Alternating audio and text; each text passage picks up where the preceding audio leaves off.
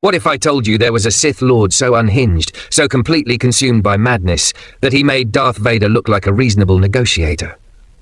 A fallen Jedi Master, who didn't just embrace the dark side, he became its most twisted prophet, turning an entire galaxy into his personal torture chamber. For over 1,000 years. Meet Darth Ruin, the Sith Lord whose very name was erased from history because his crimes were too horrific to remember. Today, we're diving deep into the most disturbing story in all of Star Wars legends. And trust me, by the end of this video, you'll understand why Disney probably doesn't want to touch this character with a 10-foot lightsaber. Before we begin, smash that like button if you're ready for some truly dark Star Wars content. And if you want more deep dives into the most obscure corners of the galaxy far, far away, hit subscribe and ring that notification bell. Now, when most people think of terrifying Sith Lords, they picture Darth Vader's mechanical breathing, Emperor Palpatine's lightning, or maybe Darth Maul's double-bladed lightsaber. But here's the thing about those villains. They had goals. They had plans. They had some twisted sense of purpose. Darth Ruin?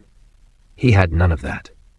What he had was pure, unfiltered insanity, married to unimaginable power.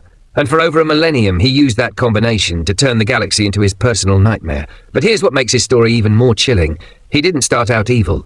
In fact, Darth Ruin began his journey as one of the most respected Jedi Masters in the galaxy. Our story begins approximately 2,000 years before the Battle of Yavin, during what's known as the Old Republic era. The galaxy was experiencing a period of relative peace, and the Jedi Order was at the height of its power and influence. It was during this time that a young Umbaran, yes, you heard right, the same species as that creepy Jedi General Krell from the Clone Wars, showed extraordinary Force sensitivity. The Umbarans, if you remember, are naturally gifted with Force abilities, and have this settling talent for manipulation and deception. But this particular Umbaran, he seemed different.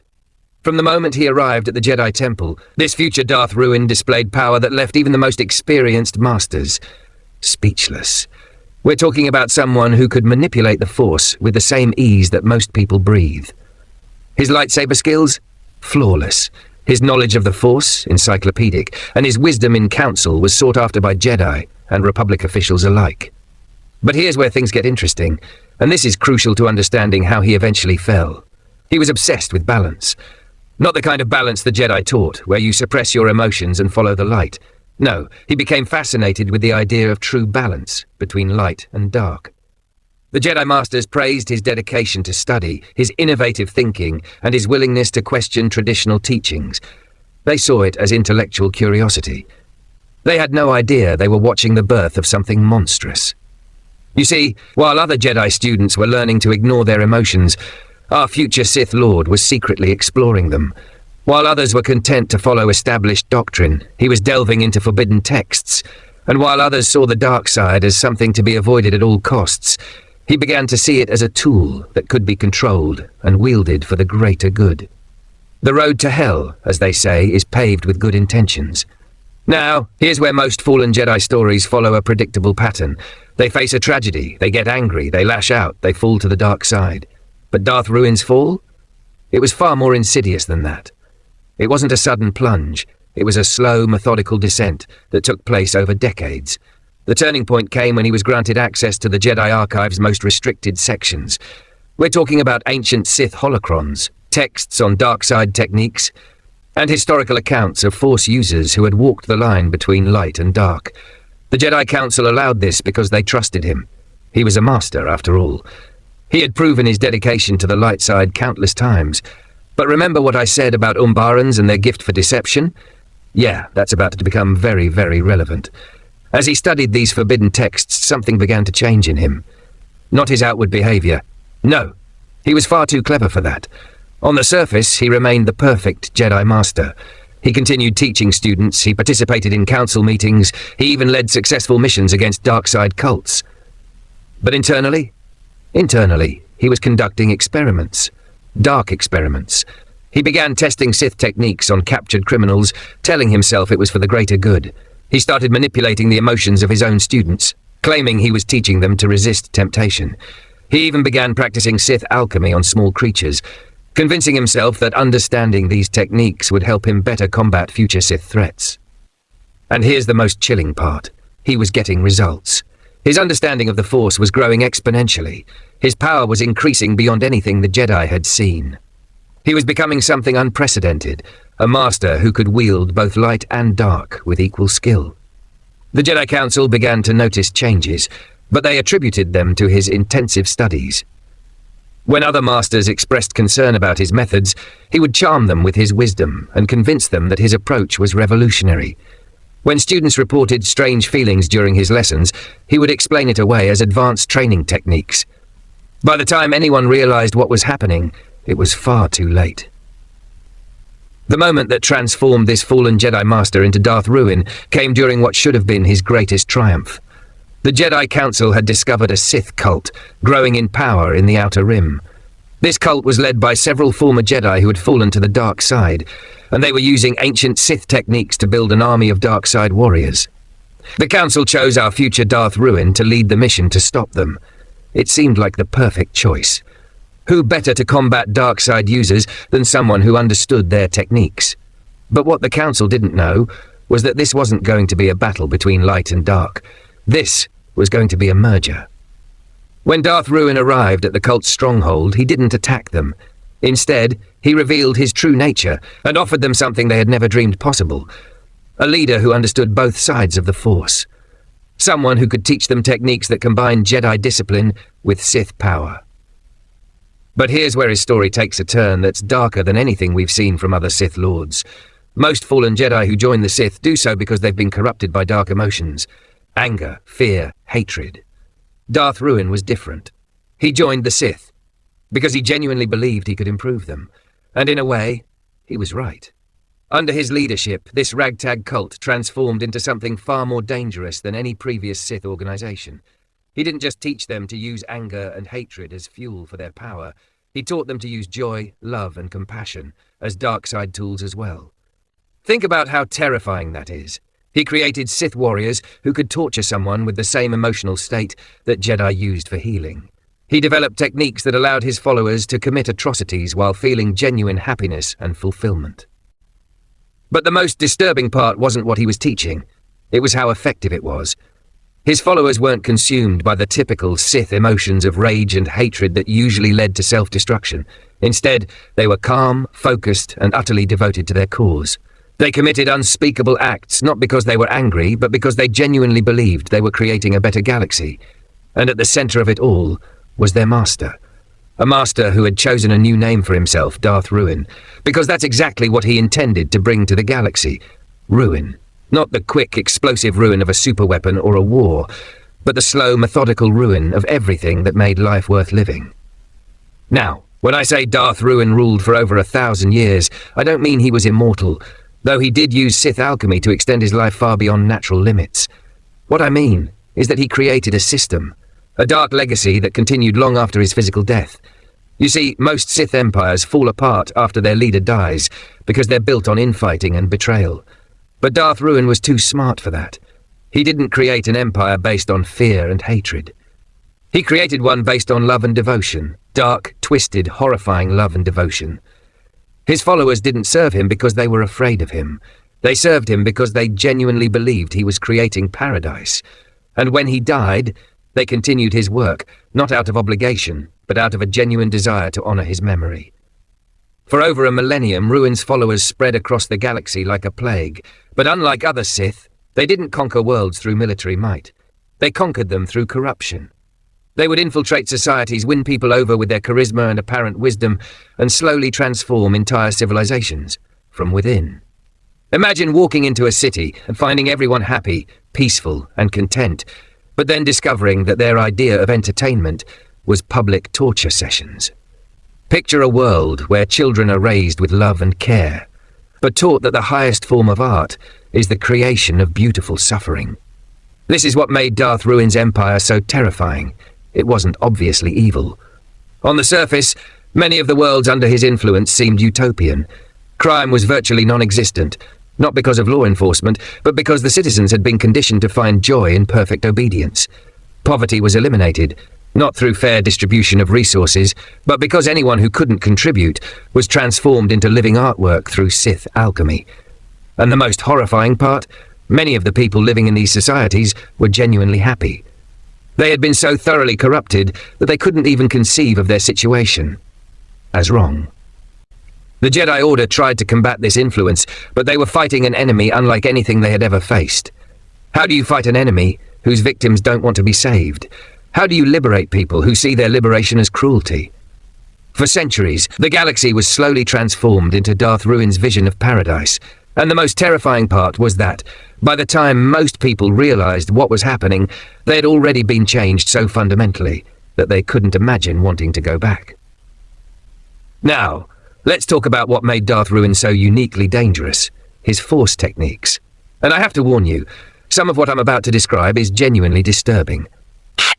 Most Sith Lords rely on straightforward applications of dark side power, Force lightning, Force choke, mind domination through fear, but Darth Ruin pioneered something far more insidious: emotional alchemy. He developed techniques that could literally rewrite a person's emotional responses. Imagine having your capacity for love transformed, so that you only felt it when witnessing suffering.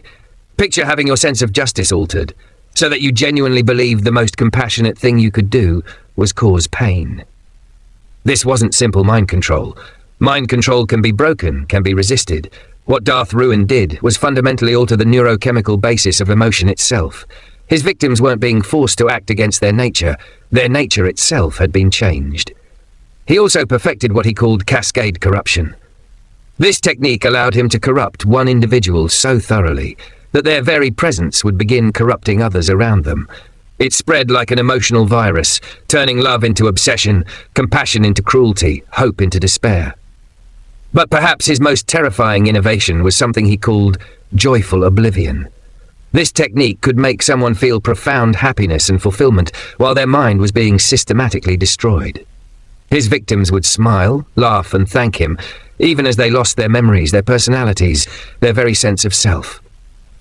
And then there were his experiments with Sith alchemy. While other Sith alchemists created monsters and weapons, Darth Ruin created art. He would transform living beings into sculptures, beautiful to look at, but representing the complete destruction of everything that made them human. He created gardens where the flowers were former sentient beings, still conscious, but transformed into plant-like forms that could feel, but not move, could think, but not speak. He built palaces where the walls themselves were living creatures, aware and suffering, but unable to do anything but serve as decoration. The worst part? He genuinely saw these creations as gifts. In his twisted mind, he was elevating his victims to a higher form of existence. He wasn't destroying them, he was perfecting them. So how do you stop something like Darth Ruin? How do you fight an enemy who has corrupted the very concepts of good and evil? The answer came from an unexpected source: the Sith themselves. You see, while Darth Ruin's empire was spreading across the galaxy, traditional Sith Lords were watching with horror. Yes, you heard that right. Other Sith were horrified by what he was doing. Because at least traditional Sith acknowledged that they were evil. They embraced their darkness, their hatred, their cruelty. But Darth Ruin, he had created something that was arguably worse than evil. He had created a form of good that was actually more destructive than traditional evil. A coalition of traditional Sith Lords, led by a figure known only as the Betrayer, began working to undermine Ruin's empire. They used his own techniques against him, infiltrating his organizations and slowly introducing chaos into his perfect systems. But the real blow came from within. You see, Darth Ruin had made one crucial error in his 1,000-year reign. He had created followers who were too much like himself. They were intelligent, creative, and completely devoted to their vision of paradise. Eventually, some of them began to develop their own ideas about what paradise should look like. The civil war that followed wasn't like any conflict the galaxy had ever seen. It wasn't fought with armies and fleets. It was fought with corruption and conversion. Each faction tried to transform the others into their own vision of perfection. The result was chaos on a scale that made traditional wars look like minor disagreements. Entire star systems were transformed and retransformed multiple times as different factions gained control. Populations were converted, reconverted, and converted again, until many people lost any sense of stable identity. In the end, Darth Ruin's empire didn't fall to external conquest or internal rebellion. It collapsed under the weight of its own contradictions. When everyone believes they have the perfect vision of paradise, and everyone has the power to make others share that vision, the result isn't utopia, it's madness. The galaxy was left scarred in ways that took centuries to heal. Entire species had been so thoroughly altered that they could never return to their original forms. Worlds were left with populations that had been transformed so many times, they barely qualified as sentient anymore. And Darth Ruin himself? He died alone, abandoned by followers who had moved beyond his vision, forgotten by enemies who had found new threats to fight. The architect of a 1,000-year nightmare ended his existence as just another casualty of the chaos he had created. So why have you never heard of Darth Ruin? Why isn't he mentioned alongside Vader and Palpatine as one of the most terrifying villains in Star Wars? The answer is simple. His story is too dark, too disturbing, too philosophically challenging for mainstream media. Darth Vader is scary because he represents the loss of humanity. Emperor Palpatine is terrifying because he represents the corruption of power. But Darth Ruin, he represents something far worse, the corruption of love itself, the transformation of every positive emotion into a tool of oppression. His story forces us to confront uncomfortable questions about the nature of good and evil. Is it possible for someone to commit atrocities while genuinely believing they're doing good? Can love and compassion be more dangerous than hatred and anger? What happens when our most positive qualities are turned against us? These aren't the kind of questions that most entertainment wants to explore. They're too complex, too unsettling, too likely to leave audiences feeling disturbed rather than entertained. But that's exactly why Darth Ruin's story matters. In a galaxy full of clear-cut heroes and villains, he represents something far more terrifying, the possibility that our greatest strengths can become our most devastating weaknesses. So the next time you're watching Star Wars and thinking that the Emperor or Vader are the ultimate representations of evil, remember Darth Ruin. Remember the fallen Jedi who loved so deeply that he transformed love itself into torture. Remember the Sith Lord who was so committed to creating paradise that he turned the galaxy into hell. And remember this, sometimes the most dangerous enemies aren't the ones who hate us, they're the ones who love us too much to let us be free. Thanks for watching, and remember, in a galaxy far, far away, the dark side isn't always what you'd expect it to be. If this video gave you nightmares, smash that like button and subscribe for more deep dives into the darkest corners of Star Wars lore. And let me know in the comments, would you want to see Darth Ruin in a modern Star Wars story, or is he too disturbing, even for today's audiences? Until next time, may the Force be with you, and may you never encounter anyone who loves you as much as Darth Ruin loved the galaxy.